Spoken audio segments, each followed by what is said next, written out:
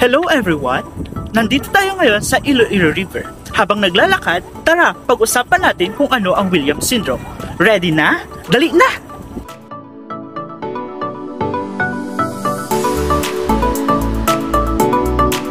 So, ano nga ba yung Williams Syndrome? Ang Williams Syndrome ay natuklasan noong 1961 ng isang New Zealand cardiologist na si Dr. G.C.P. Williams. Napansin niya na ilang bata niyang pasyente ay may kakaibang kombinasyon ng sintomas, gaya ng supravalvular aortic stenosis o pagkipot ng bahagi sa itaas ng aortic valve, kasama ng natanging facial features, developmental delays, at isang sobrang palakaibigan at engaging na personalidad. Dahil paulit-ulit niyang nakita ang ganitong pattern, napag-isipan niyang ito ay isang hiwalay at bagong uri ng kondisyon. Noong 1962, isang German physician na si Dr. A.J. Buren ang naglathala rin ng mga kaso ng pasyenteng may kaparehong sintomas, pareho ito ng uri ng heart defect at mga pisikal na katangian. Pinagtibay ng kanyang pag-aaral na ang mga ito ay kabilang sa isang syndrome.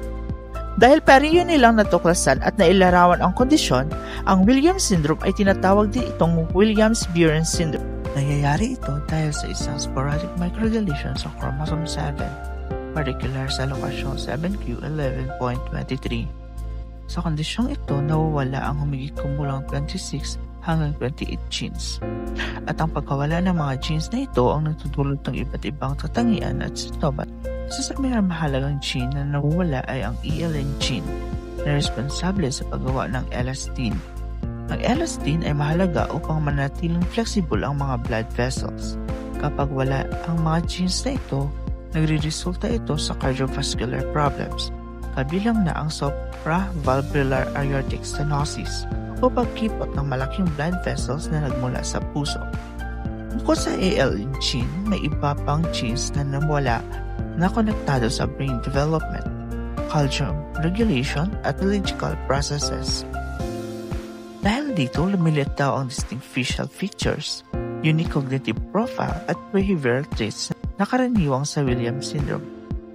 Marami sa mga individual na may Williams Syndrome ang may pagkakalanlan sa mukha, kadalasang tinatawag na elfin faces. Ito ay maaaring magpakita bilang broad forehead, full cheeks, white mouth, with full lips, small chins, at unique iris patterns. Bukod sa mukha, karaniwang may maliit na paglaki. Dental differences gaya ng malocclusion o small teeth, at iba't ibang connective tissues feature na maaaring mag-manifest building joint laxity o minsan stiffness.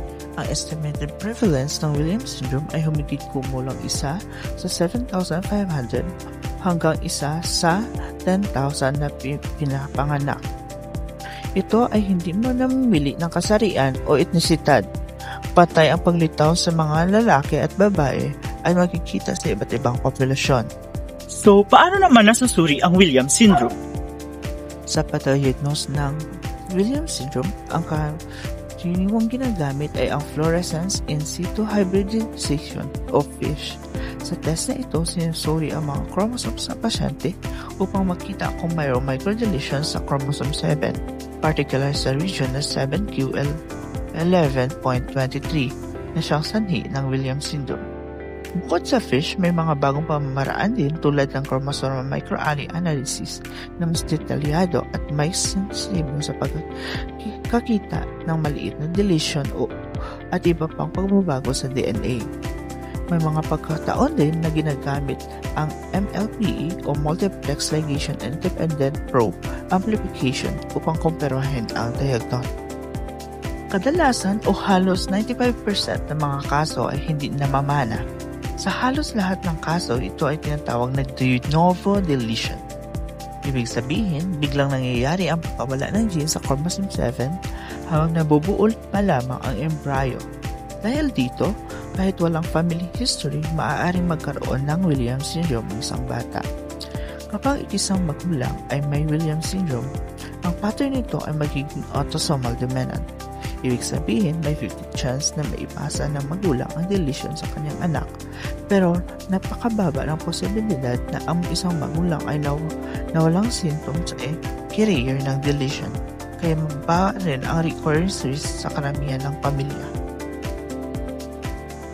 Ang Williams syndromes ay itinuturing na may complete o full penetrance. Ibig sabihin, kung ang deletion ay present sa chromosome ng isang tao, halos tiyak na lilitaw ang ilang anyo ng clinical symptoms. Subalit, mahalagang tandaan ang konsepto ng variable expressivity. Ibig sabihin, kahit parehong genetic deletion ang meron ang dalawang pasyente, maaaring mag-iba ang kanilang physical na itsura, cognitive abilities at behavioral characteristics. So, alam na natin kung ano ang Williams syndrome. So, paano naman ngayon nakakatulong ang genetic counseling? Higit sa pagbibigay ng simpleng paghahatid ng impormasyon tungkol sa kondisyon, mahalaga rin ang pag-unawa sa kahalagaan ng kaalaman at responsibilidad sa buhay pamilya. Pumapasok dito ang pagkamay sa mga magulang ukol sa prenatal testing or pre-implantation genetic testing na makakatulong sa mga magulang na magkaroon ng malinaw na impormasyon bago o habang nagbubuntis. Kabilang din dito ang pagbibigay ng emosyonal na suporta dahil marami ang nakaramdam ng guilt, takot o lungkot. Dito, mahalaga ang genetic counselor na magpapaliwanag na hindi kasalanan ng magulang ang nangyari o magbigay ng gabay sa kung paano suportahan ang bata. Mahalaga rin ang mga resources tulad ng support groups, specialists sa puso, speech as occasional therapies, at ang mga programang pang-edukasyon. Alright, at dito na lang tayo nagtatapos. So paano? Kita ay tadiri sa Iloilo.